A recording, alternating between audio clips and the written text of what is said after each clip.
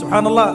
নবী সাল্লাল্লাহু আলাইহি ওয়াসাল্লাম হিজরত করছেন আবু বকর সিদ্দিককে সাথে নিয়ে, মনে আছে গারে সাওরের ঘটনা, সবাই ঘিরে ফেলেছে, এমনকি নিচ থেকে উপরে ওদের পা দেখা যাচ্ছে। আবু বকর সিদ্দিক বলছেন যে ইন্না মুদরাকুন, আমরা ধরা পড়ে গেলাম। ইয়া রাসূলুল্লাহ লা তাহজান, তুমি দুশ্চিন্তা করো না, ইন্নাল্লাহা মা'ানা, আল্লাহ আমাদের সাথে আছেন, ইনশাআল্লাহ আল্লাহ আমাদের সাথে আছেন। তবে কাদের সাথে আল্লাহ থাকবেন? যারা নামাজ পড়ে না, যারা তাওহীদ শিখে না, সুন্নতের উপর আমল করে না, যারা রিবা খোর, যারা মাদক দ্রব্য সেবন করে, জিনা করে, পর্নোগ্রাফি দেখে, যে বেপরদায় চলে, এদের সাথে আল্লাহ থাকবেন। আমরা যদি আমাদের অবস্থান উন্নত করতে না পারি, আমাদের দ্বারা উম্মার বিজয় হবে না, ফুল স্টপ।